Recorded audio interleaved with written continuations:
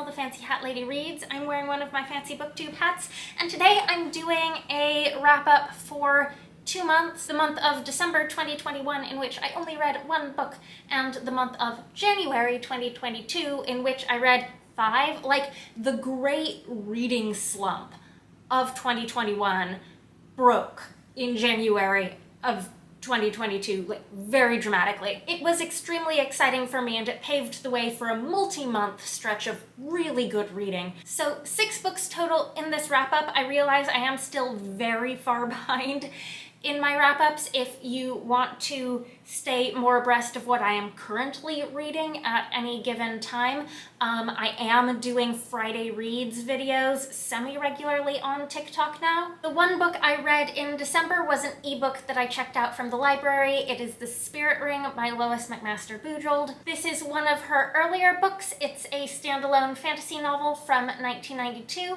I picked this up because I was supposed to be doing like a group read with some friends of this book, and we were going to discuss it, but I think I might have been the only person who actually read it, so that sort of didn't happen. This is a historical fantasy novel set in Renaissance Italy, and I think it's the type of book that if it were published today would likely end up being published as young adult, but because it is decidedly not a children's book, by 1992 standards, this is an adult novel. But both protagonists of this book, I believe, are teenagers. And these days, at least, YA doesn't shy away from the sort of intricate plotting and sometimes darker tone that this book does have. It's a historical fantasy novel set in alternate Renaissance Italy with magic, and it's the sort of historical fantasy where real places and real historical figures are mentioned, but they don't necessarily play direct major roles in the plot. The city-state where most of this takes place, and I think the city-state where the main antagonist comes from, are both fictional. So the major power players from these 2 places can be totally fictional in such a way that the author needn't be too concerned with actual historical events or people in plotting the novel. Our first protagonist, Fiammetta, is the teenage daughter of a magical metalworker who is an artist and an artisan of very high caliber, making beautiful pieces that are imbued with magical properties. Fiammetta has learned a good deal about metalworking from her father, but because she's a girl, he won't take her on as an official apprentice and license her to learn magic. She has nevertheless been sneaking around and learning magic behind his back. In addition to having magical ambitions, Fiammetta is also fairly boy crazy. She is eager to get married and worried that her father might not find her an appropriate husband soon enough. And I think part of what Bujold is probably doing here is trying to show that those 2 things, her magical ambition and her desire for romance, aren't necessarily incompatible with one another. My read of it is that, well, of course it is in the nature of young ambitious teenagers to want everything and to want it now. That might have been a little more revolutionary in 1992 than it would be in a fantasy novel these days. But at the beginning of the book, our ambitious Fiammetta has secretly tried to cast a love spell into a ring, and she thinks she has failed when it does not seem to work on her crush. Her current crush is, gosh, is he the captain of the Duke's Guard? Something like that. He's on friendly terms with her father, but it is unfortunately not to be. He does, however, have a younger brother back home in a mountain mining town somewhere not in Italy.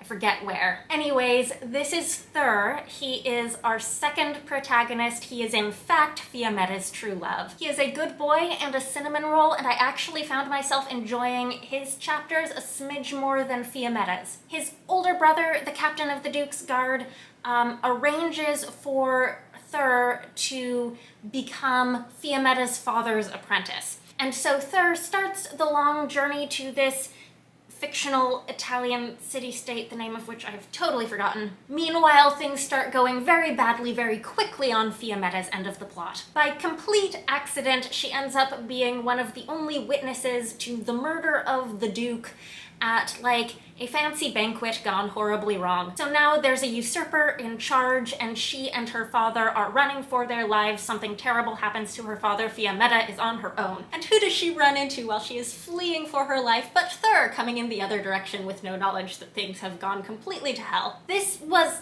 fine. It's not Bujold's best. I don't think anyone would try to argue that it is. This isn't where I would recommend most readers start with her work. The obvious places to start are Curse of Chalion if you want fantasy, or Cordelia's Honor if you want science fiction. The main exception that I can think of is that this might actually be a good place to start with Bujold's work for teen readers or YA readers. It's got those younger characters and a little bit more of a straightforward story that might be a little more accessible for younger readers than some of her other books, which have very adult, mature protagonists. I gave The Spirit Ring 3 stars, and then the first book I read in January was also on my Kindle. This was Minor Mage by T. Kingfisher. This was one of the Lodestar nominees. Not last year, but the year before, and I didn't get around to reading it that year. But this is a pretty short book that I would categorize as middle grade, and this was something that I was able to read while preoccupied with other things. I was able to read this on the go. I mostly read this on the go, and it was very easy to get through, very easy to follow, nothing that required a whole lot of brain power. Here's the thing about this one. I think I would have been far more impressed with this if I had read it before A Wizard's Guide to Defensive Baking, which won the Lodestar last year, which has a number of things in common with this book, but that feels both a little more YA as opposed to middle grade, and also a little more well-developed all around. Like A Wizard's Guide to Defensive Baking, this has a protagonist who, as the title suggests, is a very minor magic user. In this case, a boy named Oliver. And like in A Wizard's Guide, Oliver has to undertake a task that would be much better suited to a much more powerful mage. Oliver is, I think, like maybe 12? Maybe. He has a pretty small magical talent. He was the apprentice of his town's local elderly wizard, who taught him a little bit of magic before he died. He has a familiar who is a talking armadillo, who is in many ways a wiser and more mature person than Oliver is. And he has a mother who is a very formidable adventurer who is completely absent in this book, because it is when his mother is away adventuring that the townspeople gang up on Oliver to send him on a quest. Their town is suffering from a terrible drought, and it is the mage's job to go and get the rains to come again by journeying to the mountains far away. And there's nothing that happens in this book that isn't really very predictable. He goes on this quest with his armadillo. It ends up being way more perilous than is at all reasonable for a 12-year-old boy to undertake, but he does in fact succeed, and he ends up making it safely home at the end. Along the way, he meets an older boy who has a magical talent that has gotten him in a lot of trouble. He is like magically compelled to turn the bones of murder victims into musical instruments that tell the tale of who killed them, and like, because I got that folklore reference, I did rather enjoy that part. But this gets him in a lot of trouble because, you know, sometimes very violent, angry murderers don't like having their secrets told by their victims. And there is a thematic through line between these two plot lines about the dangers of mob mentality, basically, and how normal, everyday people in groups may end up doing things that are cruel in ways that they wouldn't necessarily do individually. But here's where I think this specifically suffers in comparison with The Wizard's Guide to Defensive Baking. In that book, it started out as basically a magical murder mystery plot, but then the consequences of that mystery when it was solved ended up leading into a much bigger storyline. And this felt like a book that could have done that, except that it didn't. It just ended at the end of the quest instead of exploring all the repercussions. Like, not only did I want to meet Oliver's mother when he got home, I do think there were several threads that could have been picked up and turned into a bigger story that felt just a little bit like a wasted opportunity. But I still gave this 3 stars. I would recommend it to middle grade readers. I know that T. Kingfisher's small press and self-published stuff is unlikely to like actually reach a lot of kids because the people who follow these releases of hers are mostly her adult fans. This is one where I felt a little sad that this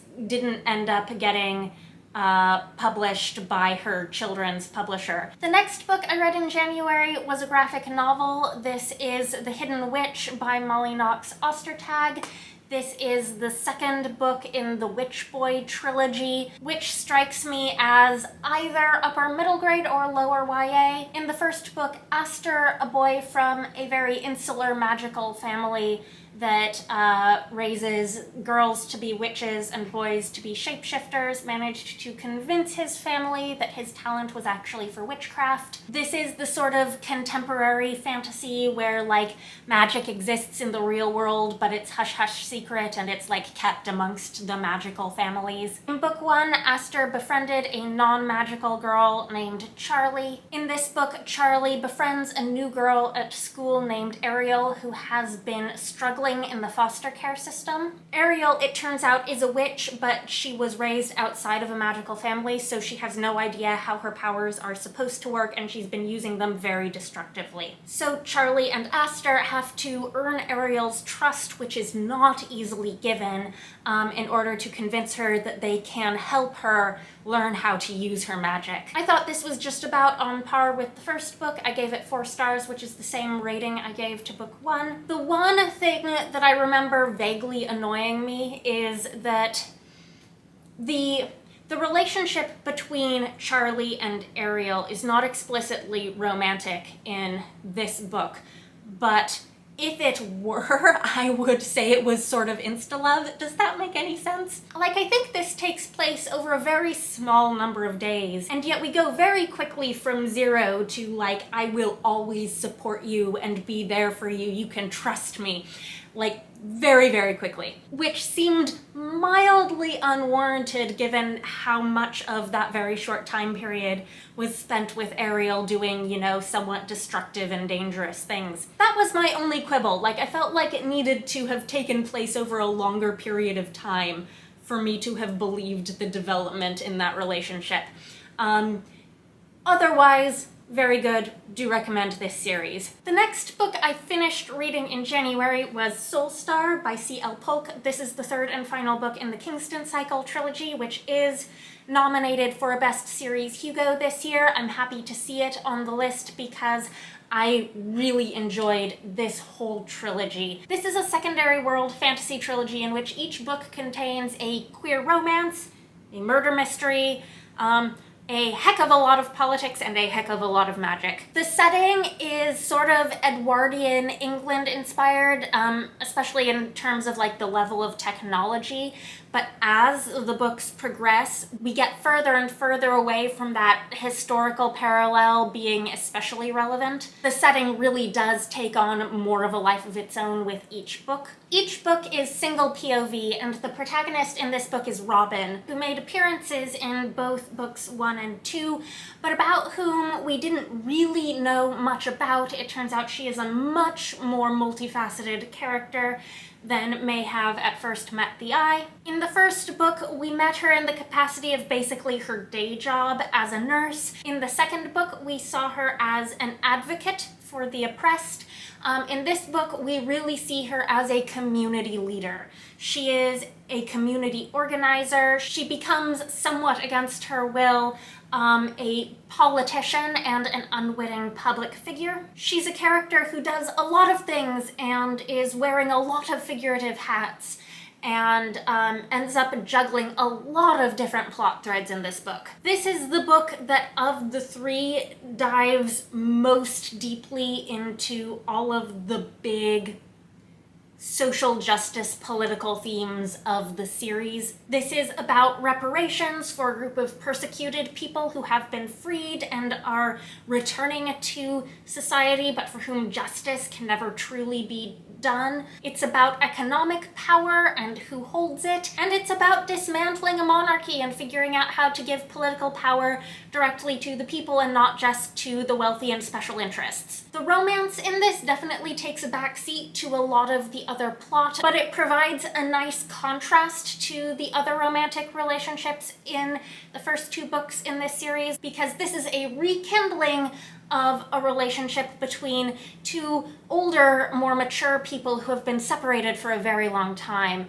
and have to figure out whether they still fit together anymore. We learned that when Robin was much younger, she was basically married in secret to a person named Zeland, who is of a gender that is culturally specific to the ethnic minority that they both belong to, and uses he/her pronouns. Zeland was taken into custody and sent to an asylum for being a witch, and is among the witches freed at the beginning of this book. Meanwhile, Robin has gone on with her life and made a very busy life for herself. And this question of how well do they still know each other, and can they figure out a way to be together, is really the focal point of their story. Here's the thing, though, about this series that I realized while reading this book.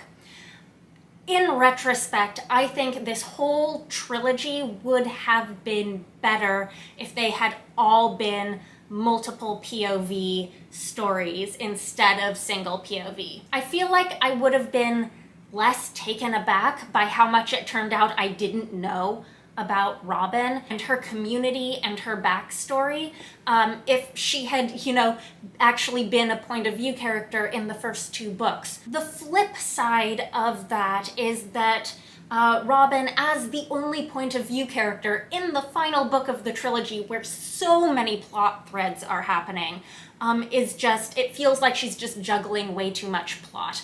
And part of this is, yes, because she is an overworked community organizer who is doing too many things at once. But there were at least two plot threads, including the murder mystery, that I thought really could have been unloaded onto other characters if this were a multiple POV book, to give Robin as a character a little more room to breathe with the plot lines that she absolutely does have to be front and center in. Obviously, a choice was made that this series was going to follow almost like a romance novel structure of like one point of view protagonist, one main couple per book. But the romances are really very secondary in these books. I'm not sure that it was the best choice for the series overall when it comes to the big political plot lines. That said, I'm still very impressed with this entire trilogy as this author's debut series. I've now read all 4 books that C.L. Polk has published, and I've really enjoyed all of them, so they're definitely an author where I will keep an eye out for anything else they publish next. I gave this 4 stars, which is the same rating that I gave the first 2 books in the series. In retrospect, I think maybe the middle book was my favorite. Maybe. Okay, the next book I read in January was Hench by Natalie, Zina, Walschots. This was a library book. This was the book that really shook me out of the reading slump. And I know you're thinking, Kelsey, you had already read 3 books in January. Yes, but 2 of them were very short, and one of them was something that I read actually over quite a long period of time. Soulstar, I started reading it, I think, mid-December and then didn't finish it until mid-January, so that took me like a month to read. This I read in 2 days. And honestly, like, the greatest praise I have to shower upon this book is that it was a page turner, and that was honestly such a pleasant surprise. There were a number of things about this book in retrospect that could have been off-putting for me, but that I didn't find off-putting. This is a supervillain story, and it's full of all of that morally gray stuff that some readers absolutely go out of their way to seek out. I am not one of those readers who will go out of their way to seek out morally gray stories about villain characters. I think I picked this up expecting something slightly different from what I got. I think the way I had seen this described, I was expecting something more quirky and comedic. It is a little offbeat, and it does have some humor, mostly dark humor. This is not primarily a comedy though. So I do want to set the right sort of expectations for someone who might be thinking about picking this book up. This is the supervillain origin story of a young woman named Anna who is working at the beginning of the book a series of terrible jobs as a hench for minor supervillains. She is brilliant with data analysis. She doesn't really want to be involved with the on the ground, out on the streets, action-y part of the supervillaining though. And so we meet her as this reluctant cog in the supervillain bureaucracy because it's basically, you know, the job she could get. And this is presented as very much the sort of mundane, everyday, low-paying job that someone who is otherwise not a morally repugnant person might end up doing for bosses who they know are bad people. But if this is the work you can get, then you do it. Anyways, she's got this very annoying boss who convinces her to show up in person for a work event that ends up going very badly off the rails. She is very badly injured by a very high-profile superhero. She ends up hospitalized, disabled, out of a job, unable to regain employment. And this is her villain origin story. While she is recovering from her injury, she becomes obsessed with the statistics of how much damage superheroes do to people like herself, to bystanders, to property, and she compiles her findings in a blog. And because of that blog, she eventually gets a very mysterious job interview and then a job offer from the world's greatest supervillain, Leviathan. I see this as belonging to the same sort of self-aware school of superhero, supervillain media that, say, Nimona and Strong Female Protagonist belong to. These are stories that set out to undermine the superhero, supervillain, good versus evil dichotomy and to, you know, interrogate the superhero industrial complex, as their main reason for being. And these are, of course, ideas that big, major, sprawling superhero franchises can and absolutely do flirt with, but they can never really commit to them 100%, or risk undermining their entire legitimacy as big, sprawling superhero franchises. This book is sort of playing with the concept that if there were no superheroes, there would also be no supervillains because the heroes create their own nemeses. It's not revolutionary, but it's probably the most grown-up take I've seen on this idea. The other two things that I mentioned that this reminds me of, Nimona and Strong Female Protagonist, are both web comics that have print editions. Nimona is definitely YA. It's made for younger readers. Strong Female Protagonist is somewhat more mature in its subject matter, but the main character is in college. This is takes place in an office workplace environment. This is definitely meant to appeal to adults who have struggled in the workforce. It's funny when I think about this because I know I told you right off the bat that this was a page turner for me, and it absolutely was. But It's not an action-packed book. There is action that happens, but it's mostly all at the end of the book. Much more of the story is dealing with things like medical trauma and office work environments and data analysis. There is this incredible shift and contrast that happens once Anna starts working for Leviathan and is in a very supportive work environment where her contributions are respected and she's given free rein to do what she does best. She's given all the resources she needs. She's given access to all the medical care she needs, and she really starts to thrive. I mentioned it does pick up and have some action towards the end. There is at least one bit that is frankly extremely gruesome. It's the sort of thing where I actually surprised myself by not being too disturbed by it. The guy definitely had it coming, but I can see someone being repulsed. I have a few quibbles with this book. I was actually very close to giving this 5 stars just for how effectively it dragged me out of a reading slump, and then I couldn't right at the end. The main reason is that I was expecting this to be a satisfying self-contained standalone, and I think it does work as a standalone, but I think the author does want to write a sequel, and I think you can definitely tell. I'll come back around to this, but I also want to mention that the other quibble I have is the world building, or sort of lack thereof. This book is, I think, relying so heavily on sort of popular, commonly understood superhero genre tropes that it sort of neglects to do any world building at all, sort of on the assumption that it doesn't need to because your mind will fill in superhero world. This is definitely an alternate version of our world. There are some real places and real things that are mentioned.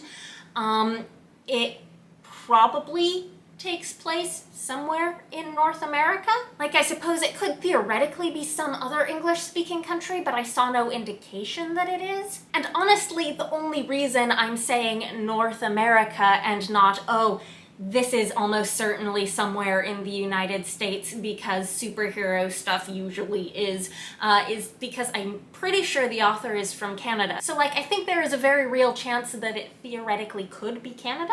Aside from that, I got no real sense of the metro area in which this takes place. Is this a real city? Is this a fictional city? You know, in some superhero media, the city, the setting in which it takes place, sort of takes on a character of its own, and I kept looking for that in this book and not seeing it at all.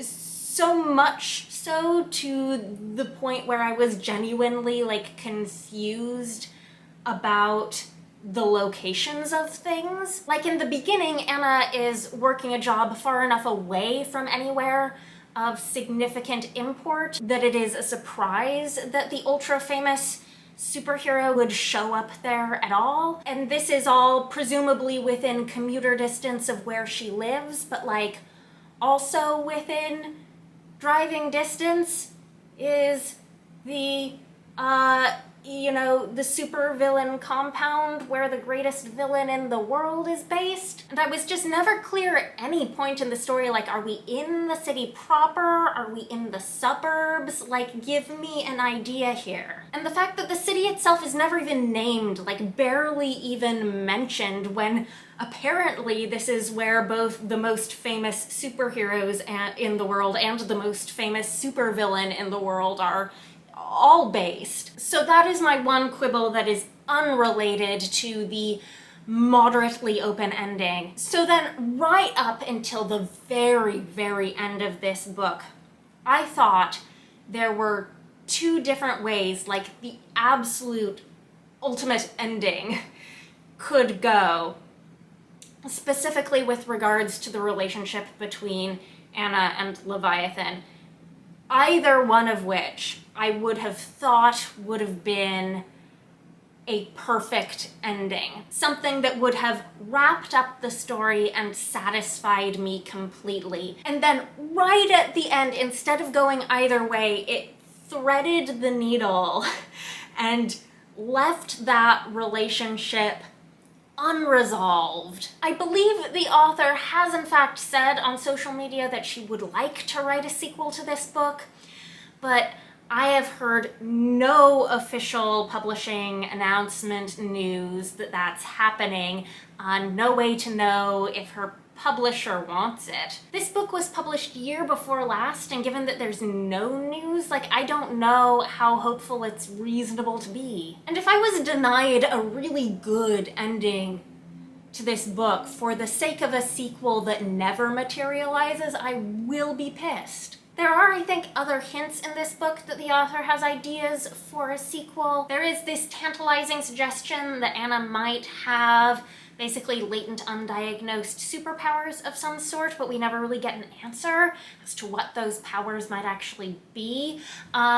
She experiences some changes in her perception of how she sees the world over the course of the book, and it is never clear whether those changes are due entirely to the various high-tech augments she's received, or if some of that is these mystery powers. So it's not a perfect standalone, but as you can see from the fact that I've now spent, I have no idea how long talking about this one book that I read months ago, it obviously stuck with me quite a lot, and I've thought about it a lot in the months since I read it. The last thing I want to mention about this book before I move on is that it does have a whole lot of very casual queer representation in it. The protagonist is bisexual.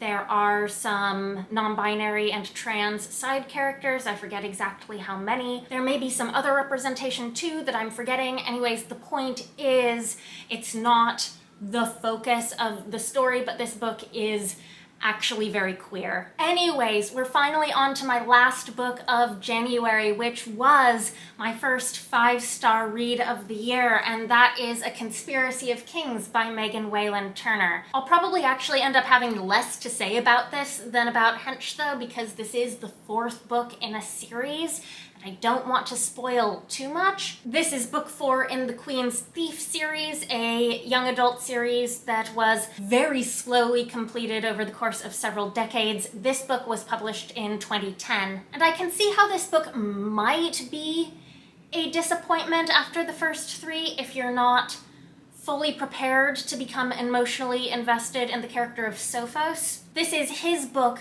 It's all about him. Fortunately for me, Sophos was my favorite side character in book 1, and I had been eagerly anticipating getting to his book in the series. He is a cinnamon roll, and as we have, I believe, already established, I do love me a good cinnamon roll character. Basically, we learned in book 3 that he had gone missing, and we were very worried for him. And here we learn what happened to him. This book is divided into 2 halves that are told in slightly different styles. The first half is in first person, and it is Sophos narrating the story of how he was abducted and how he eventually escaped.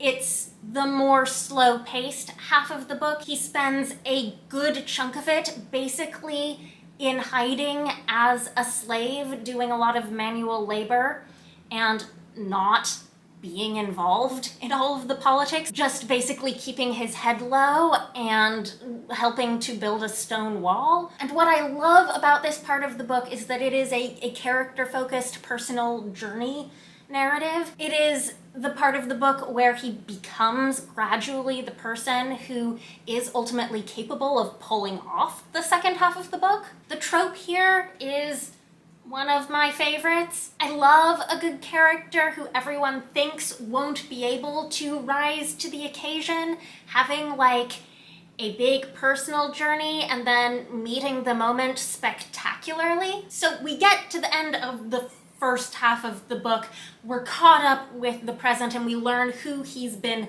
telling this story to. And then the rest of the book proceeds in third person. And one of the things I appreciate about this entire series is how it's not constrained to like one storytelling mode. From book to book, or even as we see here within one book. Megan Whalen Turner is extremely good at messing with things like point of view to give the reader exactly the information that she wants the reader to know at any given point in the story, and the shifts never feel like they're disrupting the storytelling at all. There's very little in this book I feel like I can actually talk about in any significant detail because of spoilers, but I do want to just give you my basic spiel about this series that I mention every time I talk about one of these books. This is a very character-driven, very political fantasy series that is set in a collection of kingdoms that is strongly influenced by the Mediterranean but is not our world. These books have a lot of smart, competent people in them, a lot of plot twists.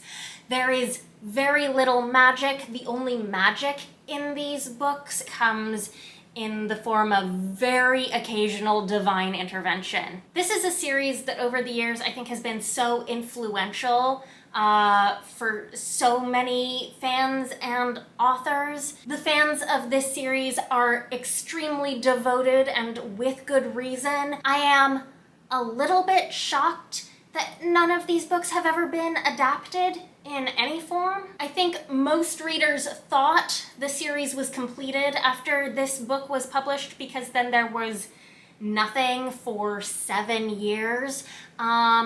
In retrospect, I went into this book knowing that there are in fact 2 more novels, and this certainly doesn't read like the ending of a series to me. There are big scale politics things that have certainly not been resolved by the end of this book. Anyways, it took me way too long to pick up this series as an adult. I did read the first book for the first time when I was a kid. I've been making my way through them relatively slowly, like rewarding myself with another book whenever I feel like I can fit it in between other reading that I somehow deem more important. But this is 4 out of 4 for 5-star reads for this series for me. We will see if that lasts through the last 2 books. Anyways, that is it. That is finally the end of my December-January wrap-up. I hope you enjoyed it. I hope